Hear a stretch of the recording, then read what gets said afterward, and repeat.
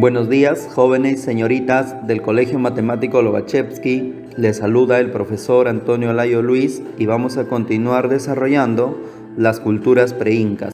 Proyecto Panaca presenta la cultura tiahuanaco, los señores del altiplano. La cultura tiahuanaco o tiwanaku fue estudiada, entre otros arqueólogos, por el alemán Max Uhle, el boliviano Carlos Ponce y el estadounidense Alan Colata. Sin embargo, ya se tenían noticias sobre sus vestigios gracias a los escritos dejados por el cronista español Pedro Cieza de León en el siglo XVI. Surgió en el periodo denominado Intermedio Temprano y decayó sobre el final del llamado Horizonte Medio, entre los años 250 a.C. y 1100 después de Cristo aproximadamente, coexistiendo con la cultura wari. Se desarrolló en Tiwanaku, a orillas del lago Titicaca, en la frontera de los actuales Perú y Bolivia, llegando a ocupar parte de la costa del Perú, el norte de Chile, el noroeste de Argentina y el oriente de Bolivia. Al ser tiahuanaco una cultura longeva, los historiadores le han atribuido diversas fases o etapas, variando en cuanto a su periodificación. Así, por ejemplo, el arqueólogo Wendell Bennett dividió a Tiahuanaco en 3 periodos: temprano, clásico y decadente. Posteriormente, Carlos Ponce señalaría que fueron 5 épocas, estableciendo el inicio de esta cultura en el año 1500 a.C. con el periodo aldeano, el periodo urbano temprano, el periodo clásico y el periodo imperial. Pese a encontrarse en una zona altiplánica, casi a 4.000 metros sobre el nivel del mar, los agricultores tiahuanacos supieron dominar la altura y dureza del territorio de la meseta del Collao, controlando los pisos ecológicos y cultivando, por ejemplo, papa, quinoa, maíz, yuca y oca. También practicaron la ganadería, criando animales como la llama y la alpaca, y la pesca lacustre en el lago Titicaca. A efectos de intensificar su agricultura, crearon un gran número de camellones o guaru para mitigar las heladas nocturnas durante las campañas de siembra, siendo las ciudades de Lucurmata y Pachiri las que destacan por esta técnica de cultivo. Asimismo, realizaron la deshidratación de tubérculos y animales, como la papa y la carne de llama, obteniendo el chuño y el charqui respectivamente, logrando así la conservación de estos alimentos por largos periodos, utilizándolos luego durante las épocas de sequía y escasez. Fue una sociedad clasista y teocrática, cimentada en el poder religioso. La élite tiahuanaquense ejercía su poder e influencia mediante alianzas y colonizaciones, integrando a varios grupos étnicos y lingüísticos. También gozaban de la posesión de grandes rebaños de camélidos y el control del transporte de los productos que comercializaban. Basaron su economía en las actividades agrícolas, ganaderas y artesanales, comercializando sus productos mediante el trueque con pueblos y regiones con los que lograban tener contacto.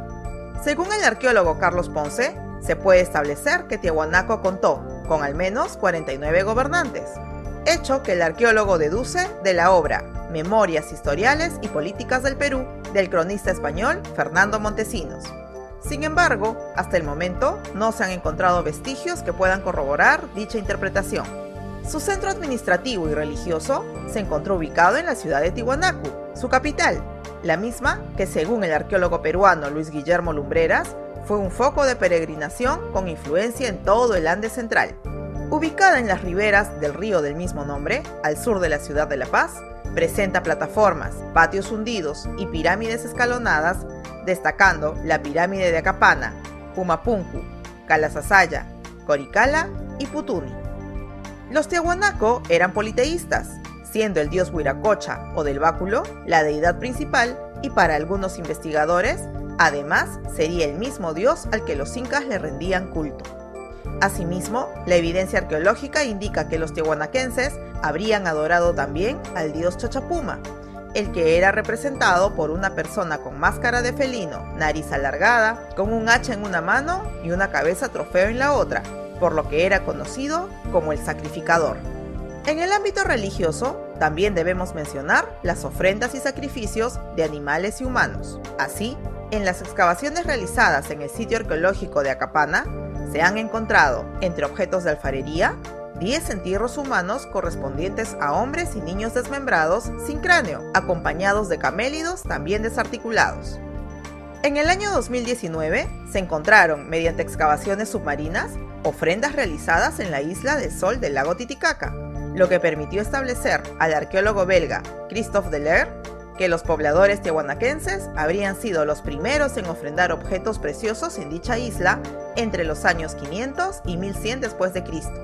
Para Delair, los hallazgos conformados por quemadores de inciensos de cerámicas en forma de puma, restos de llamas juveniles sacrificadas y ornamentos hechos de oro, conchas y piedras, ayudarían a comprender el comportamiento religioso de los antiguos pobladores altiplánicos.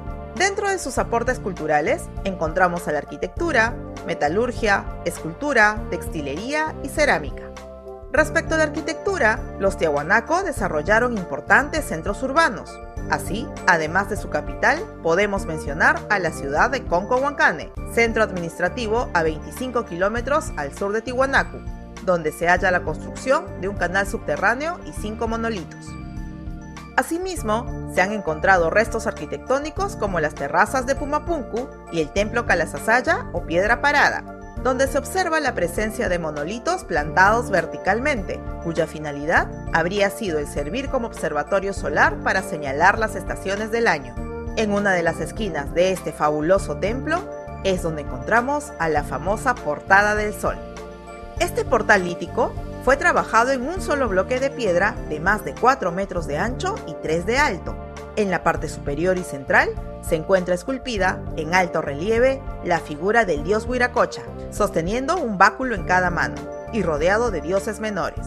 Para algunos investigadores, esta construcción no tendría otro fin que el de representar un calendario astronómico, mientras que una antigua leyenda aymara señala que la enorme puerta guarda un secreto escondido, el mismo que en el futuro ayudará a la humanidad en apuros. Respecto a la metalurgia, los tiahuanaco conocieron el bronce, usándolo para la elaboración de herramientas y armas. Asimismo, trabajaron el oro y la plata para la fabricación de elementos ornamentales, aunque su ejecución fue un tanto rústica en comparación con la precisión con la que trabajaron el arte lítico.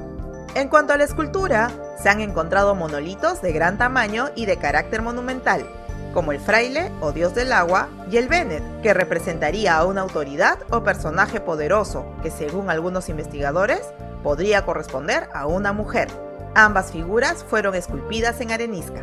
La textilería fue realizada usando como materia prima la lana de llamas y alpacas, con la que confeccionaron su vestimenta, tapices y mantos pintados que habrían sido utilizados, además, para adornar las paredes de sus templos. Sus diseños fueron principalmente geométricos y representaban animales y deidades como el dios Huiracocha. Su cerámica se caracterizó por ser de elaborada producción técnica e iconográfica. Fue incisa y polícroma, usando los colores rojo, anaranjado, marrón y blanco, con representaciones de animales como el cóndor, felinos y serpientes. Las figuras representativas de la cerámica tehuanaquense fueron el quero, vaso de cerámica o metal que servía para beber chicha y era usada en ceremonias rituales, y el pebetero, que servía como quemador de incienso en los templos. Tiahuanaco comienza su decadencia a mediados del año 950 después de Cristo, cuando empieza a perder el poder político en sus territorios periféricos, como el Valle de Azapa en Chile y Moquegua en Perú, sufriendo simultáneamente el abandono de su ciudad capital por parte de sus pobladores, siendo esta situación aprovechada por pequeños grupos familiares que empezaron a asentarse en la meseta del Collao. Otro aspecto que podría mencionarse es que su agricultura se vio seriamente afectada como consecuencia del fenómeno del Niño, el que originó sequías y desabastecimiento, haciendo insostenible la supervivencia de esta importante cultura. Otra de las culturas del intermedio temprano es la cultura tiahuanaco. Tiahuanaco se desarrolla en la meseta del Collao, en lo que hoy en día vienen a ser los territorios de Perú y Bolivia. A 21 kilómetros del lago Titicaca se encontraba la capital. ¿Cuál era la capital de la cultura tiahuanaco? Tiahuanaco. Esa era su capital religiosa, y mencionan que también hay una que es la capital política, Atuncoya. Su extensión o su influencia de los tiahuanaco fue por el norte hasta Ayacucho, por el sur llegaron hasta Chile, Bolivia y Argentina, y también por la parte de la selva. La cronología de los Tiahuanaco es del año 200 hasta el año 800 después de Cristo. ¿Y quién es el descubridor de la cultura tiahuanaco? Es Pedro Cieza de León, un cronista español que llegó en la época de la invasión al Perú. Dentro de la organización política y social, Tiahuanaco también es un estado teocrático militarista. Como ya sabemos, todas las culturas del intermedio temprano son teocráticos militaristas. Se le considera como un estado altiplánico colonizador, porque a los pueblos que estaban cerca al lago Titicaca, ellos empezaron a colonizar a través de la guerra. Dentro de la religión de los Tiahuanaco vamos a encontrar que también es un pueblo politeísta que adora muchos dioses. Sin embargo, el dios principal es el dios Huiracocha. Huiracocha, como ustedes ya saben, habría iniciado su recorrido dentro de la mitología andina de nuestro país con la cultura chavín, porque ya encontramos en la estela Raimonde al dios Huiracocha o el dios de las varas, como pueden ustedes observar, que se encuentra reflejado en los Tiahuanaco en la portada del sol, que más adelante vamos a hablar de ella.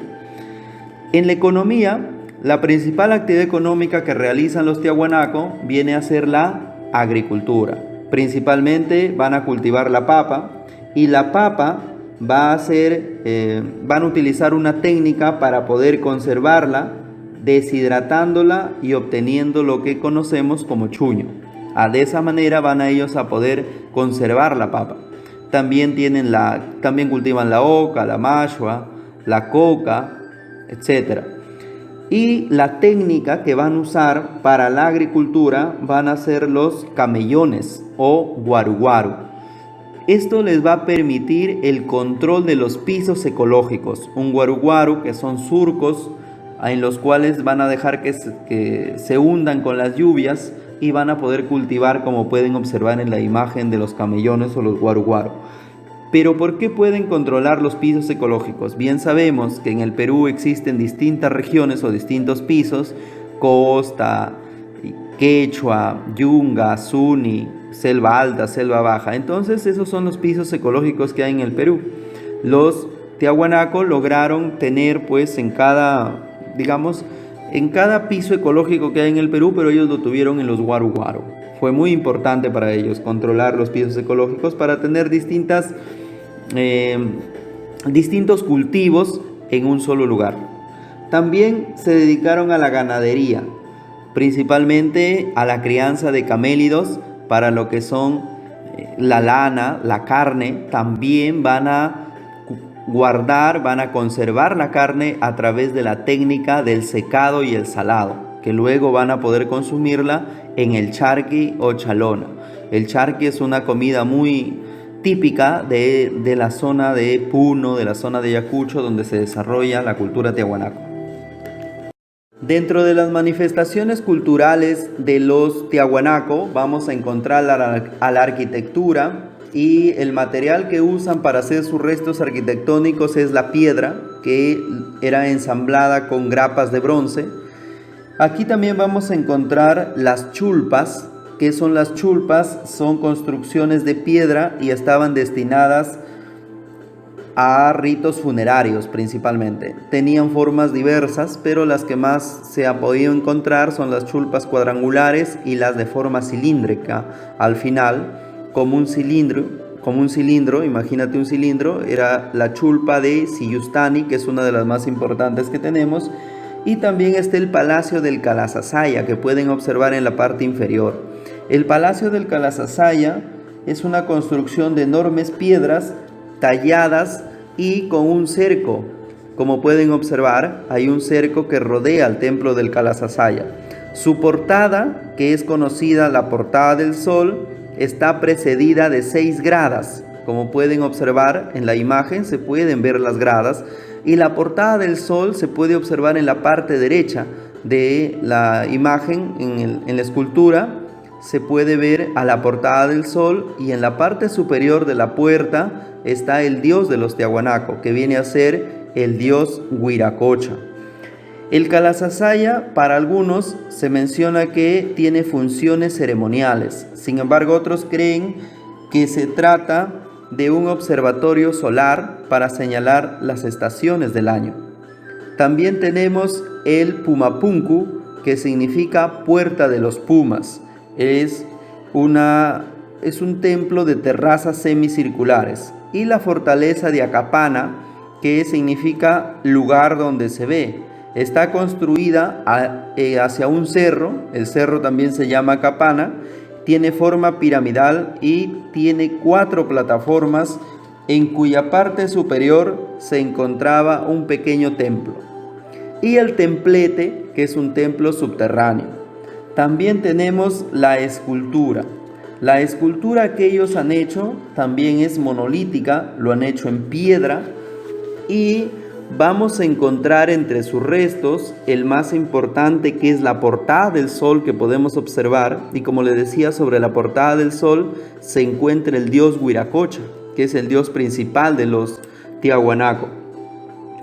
También vamos a encontrar nosotros, aparte de la portada del sol, que tiene 4 metros de ancho y 2,75 de alto, en la parte interior del Calasasaya vamos a encontrar al monolito Benet, que lo pueden ustedes también observar. El monolito Fraile, el monolito Ponce, que son monolito hecho de una sola piedra, que son restos escultóricos de los Tiahuanaco. Y también está la cerámica. En la cerámica el material que han usado es la arcilla y la madera. La forma trapezoidal, como pueden observar, es el vaso quero, el más importante de los Tiahuanaco. La cerámica más importante es el vaso quero. Fue polícroma porque usaron varios colores, sin embargo se destacan sobre esos colores el negro, el rojo y el anaranjado. Por lo general son los que más destacan. Tienen representaciones con figuras geométricas y de animales. Están, como les decía, los queros y los pebeteros. Los queros van a ser muy importantes, que son vasos ceremoniales, y los pebeteros por lo general tenían forma de un felino con lomo abierto. Es un huaco ceremonial que servía para, como un, digamos, donde se llenaban ciertas esencias aromáticas para que el sacerdote pueda usar en los rituales que se hacía dentro de la cultura tiahuanaco. Ahora vamos a entrar al horizonte medio. Ya hemos desarrollado el horizonte temprano con Chavín y Paracas, el intermedio temprano con Mochica, Nazca y Tiahuanaco, y ahora vamos a ingresar al horizonte medio, donde encontramos a la cultura Wari. Cultura Wari, que es considerada la segunda cultura panperuana, la cultura Wari, que va a ser el primer estado o el primer imperio del Perú, y en esta época se va a dar una gran actividad comercial entre los distintos lugares gracias a los Wari. Se le conoce también esta etapa como de los maestros constructores, porque los Wari construyen muchas ciudades que le van a llamar cabezas de región. Digamos que aquí se da una revolución urbanística. El ejército y la guerra va a empezar a controlar o a dominar otros territorios, otras poblaciones, y también la producción se va a dar a gran escala. La religión va a tener una influencia principalmente de los Tiahuanaco. Proyecto Panaca presenta la cultura Wari, el primer gran imperio andino. La cultura Wari o Wari dominó los Andes, convirtiéndose en un imperio mucho antes que los incas, siendo los primeros en unir a las diversas tribus en el Perú antiguo. Si bien fue estudiada por el arqueólogo peruano Julio César Tello, fue Luis Guillermo Lumbreras quien la encumbraría como imperio. Asimismo, ya se tenían noticias sobre sus vestigios gracias a los escritos dejados por el cronista español Pedro Cieza de León en el siglo XVI. Surgió en el periodo denominado Horizonte Medio, entre los años 550 y 1200 después de Cristo, aproximadamente, desarrollándose paralelamente a la cultura tiahuanaco. Se desarrolló en Ayacucho, donde se encuentra Wari, la ciudad más importante asociada a esta cultura, expandiéndose por la costa norte hasta el Valle del Santa, por el sur hasta Carí y por las sierras del Callejón de Huaylas. Ya en su consolidación, logró extenderse por el norte hasta Lambayeque y Cajamarca y por el sur hasta Arequipa y Cusco. Muchos historiadores, como Dorothy Menzel, han dividido el proceso de Wari en 6 etapas, desde la aparición de la ciudad de Wari, que daría el nombre a esta importante cultura, el crecimiento y construcción de centros poblacionales como Oncopampa y Wilcahuayl o Huiracochapampa, la reestructuración política sufrida por una segunda gran expansión y finalmente su decadencia y desaparición. Al predominar la zona árida, los Wari tuvieron mucha dificultad para llevar a cabo la agricultura, por lo que tuvieron que canalizar el agua y realizar andenes para ampliar las zonas cultivables, sembrando, entre otros, maíz, quinoa, papa, coca y algodón. También practicaron la ganadería, criando animales como la llama y la alpaca. Los principales recursos producidos eran monopolizados por la jerarquía gobernante, quien monopolizó su producción, abastecimiento y distribución. Fue una sociedad clasista y teocrática, cimentada en actividades militares y religiosas, integrando a la clase dominante los militares y sacerdotes. Los Waris lucharon y conquistaron los pueblos cercanos mediante un ejército cuyas principales armas fueron las hachas de piedra y las porras de metal. Basaron su economía en la explotación de los pueblos colonizados, imponiendo tributos y otras cargas a los pueblos sometidos que permitieron el mantenimiento de su ciudad. Se ha establecido que durante su máximo apogeo, la capital del imperio Wari contaba con una población de 40.000 personas, mientras que en el mismo periodo de tiempo, París tenía solo 25.000. Su organización política se estableció mediante las llamadas cabezas de región, que no eran otra cosa que varias de sus ciudades conquistadas, centralizando el poder en la ciudad de Wari, donde convivían el poder administrativo con el religioso en una especie de cogobierno, esto debido a la gran expansión de su territorio. Uno de los más antiguos gobernantes Wari de los que se ha logrado tener conocimiento es el llamado Señor de Wari de Vilcabamba, cuyo descubrimiento se llevó a cabo en el año 2011, en el sector denominado Espíritu Pampa, en Vilcabamba, Cusco, por un grupo de arqueólogos liderados por Javier Fonseca Santa Cruz. Allí se encontró una tumba muy similar a la del señor de Zipán, gobernante mochica, la que contenía 2 cetros forrados con láminas de plata, una pechera y una máscara elaborados en plata y cientos de cuentas de turquesa, calcita, malaquita y serpentina, además de brazaletes de oro y otros ornamentos de plata. Si bien los únicos restos encontrados fueron dientes debido a que la región es tropical y húmeda, al analizarlos se llegó a la conclusión que la persona que fuera enterrada en dicho sepulcro era un varón de entre 25 y 35 años. Asimismo, el año 2012 se descubrió otra sorprendente cámara funeraria de la realeza Wari en el castillo de Huarmey, donde se encontraron enterrados 57 personajes de alto linaje, incluyendo a 3 posibles reinas con su lujoso ajuar.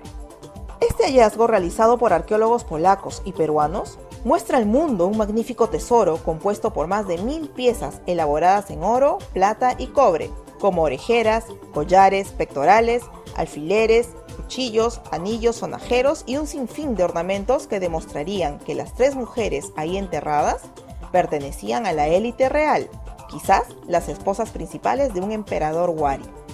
Su centro administrativo y religioso se encontró ubicado en la ciudad de Wari, su capital, la misma que adquirió importancia por ser la sede principal del poder y uno de los centros urbanos más grandes del Perú antiguo. Ubicada entre las quebradas Pacaicasa y Taranaico, presenta grandes terrazas y recintos amurallados, con edificios interiores. Varios investigadores han determinado que la zona central del asentamiento se dividía en 12 sectores denominados barrios. En ellas destacan Vegachayoj Moco, el Templo Mayor, área ceremonial más importante de Wari; Moncachayoc, galería subterránea usada para enterramientos colectivos; Turquesayoc, posible barrio de artesanos joyeros, entre otros. Los Waris eran politeístas, recibiendo en el aspecto religioso la influencia directa de la cultura tiahuanaco, puesto que su dios principal era una divinidad con rasgos antropomorfos y zoomorfos, similar al dios de los báculos o dios de las varas tiahuanaquense. Dentro de sus aportes culturales, encontramos a la arquitectura, metalurgia, escultura, textilería y cerámica. Respecto a la arquitectura, los Wari fueron los primeros en desarrollar la idea de urbanismo o ciudad en el área andina. Su concepción centralista permitía controlar a la población y el cumplimiento de sus actividades. Así, Edificaron inmensas ciudades de piedra con murallas de hasta 7 metros de altura, almacenes y un sistema de canales y acueductos que suministraba agua a la población.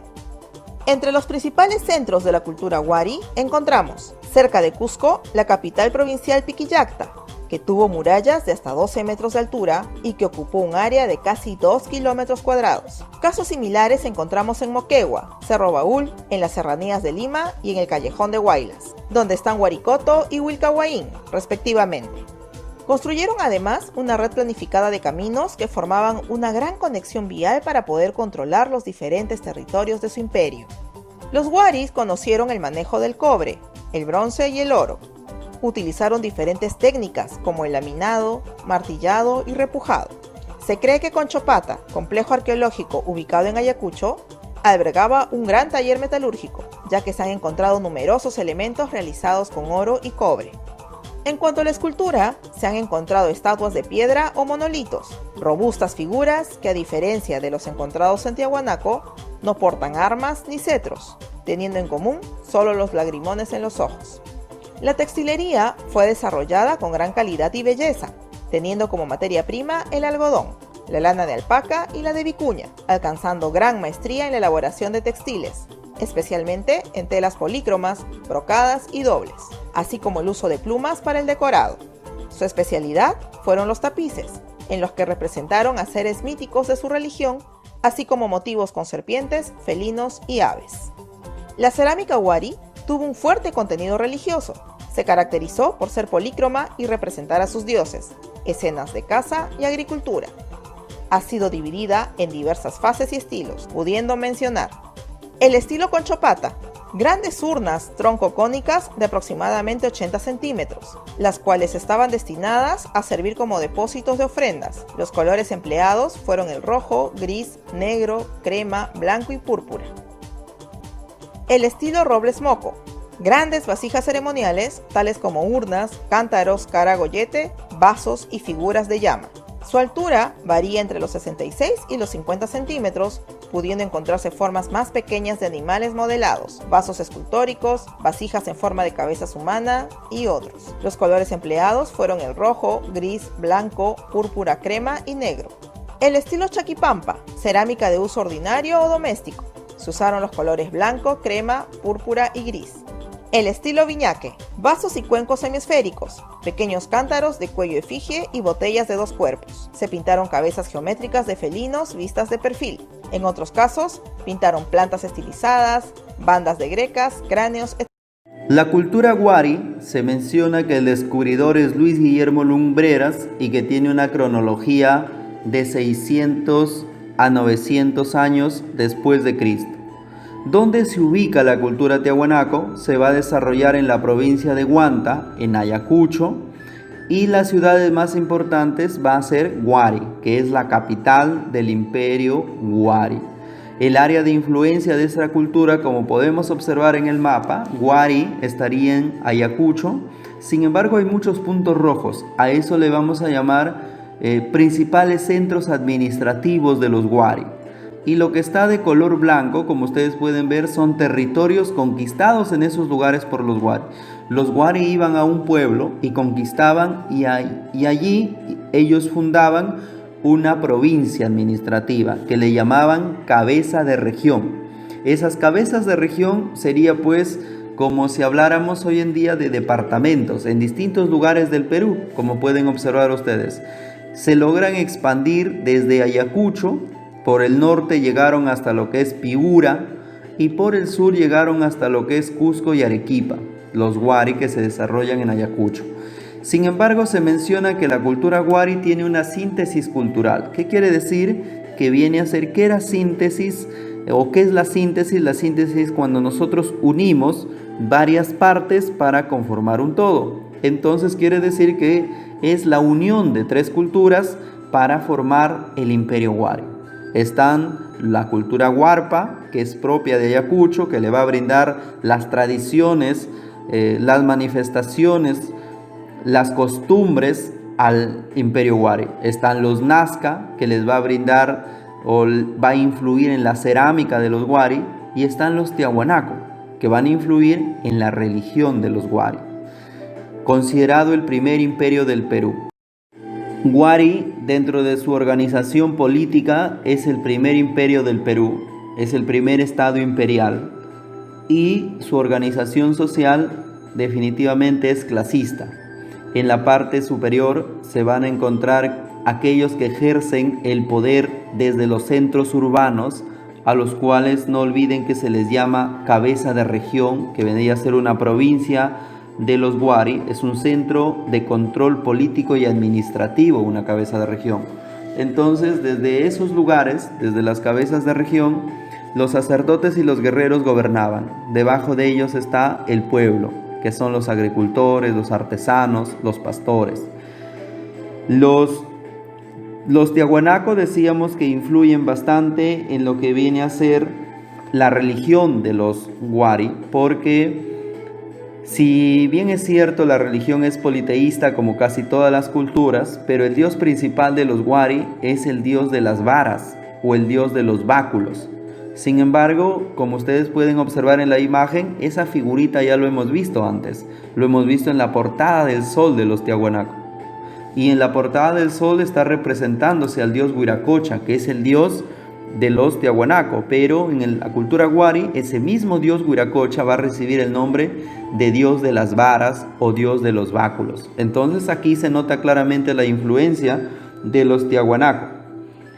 Dentro de la economía vamos a encontrar que la principal actividad económica también es la agricultura. Se van a dedicar al cultivo de la papa, como ya hemos visto, a la coca, la mashua, la oca, igual que los tiahuanacos.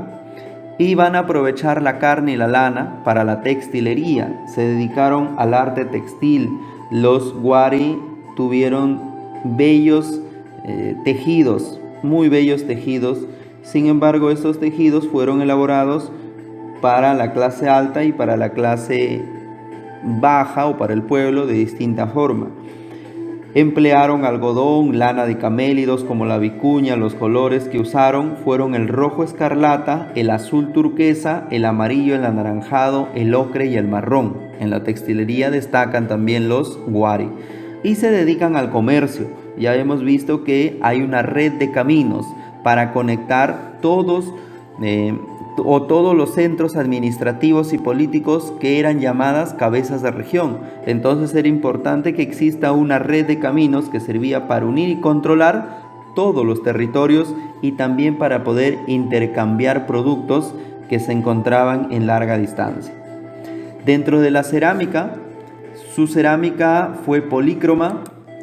Tiene influencia de los Nazca y de los tiahuanacos, sobre todo más de los Nazca. Se menciona que por eso es polícroma. Destaca el estilo nazquense que se llama roble smock. La decoración fue geométrica con reiterada presencia de la divinidad llorosa o visca. Mucho adoraron al dios lloroso, al dios visco, los Huari. Como pueden observar en la imagen de la cerámica, ahí se observa el dios visco, el dios lloroso. Fue utilitaria porque lo usan para sus cántaros, que lo usan para bebidas, etc. Y también va a tener una decoración geométrica. Otra de las manifestaciones culturales de los Huari viene a ser la arquitectura. El material que van a emplear es la piedra bruta, también piedra labrada, piedra pulimentada. Y la forma que van a tener es urbanística, quiere decir que se dedicaron a hacer ciudades urbanas. Y aquí, como les mencionaba, van a sobresalir las famosas cabezas de región, que se construían en el lugar donde ellos llegaban a conquistar. Estas cabezas de región son centros de control político y administrativo que se van a construir en los distintos lugares donde los Huari llegan a imponer su poder. Aquí podemos observar 3 de esas cabezas de región. Huari, que era la capital, que se encuentra en Ayacucho. Piquillacta, está debajo de Huari, a la mano derecha. Piquillacta, que se encuentra en Cusco. Y a la mano izquierda está Huiracocha Pampa, que se encuentra en Huamachuco, en La Libertad. Estas son las famosas cabezas de región, pero hubieron otras también, Marca Huamachuco, que también está en La Libertad, está Pachacamac en Lima, Guarivilca en Junín y Vilcashuayín, que se encuentra en Ancash. Esas son las principales cabezas de región de los Wari. De esta manera hemos llegado al final de la cultura tiahuanaco y la cultura Wari. No se olviden que tienen que resolver su práctica domiciliaria, que viene en un documento adjunto, enviar al correo para poder ir revisando. Y también deben estudiar todas las culturas preincas que ya hemos desarrollado. Eso es todo por el día de hoy. Muchas gracias.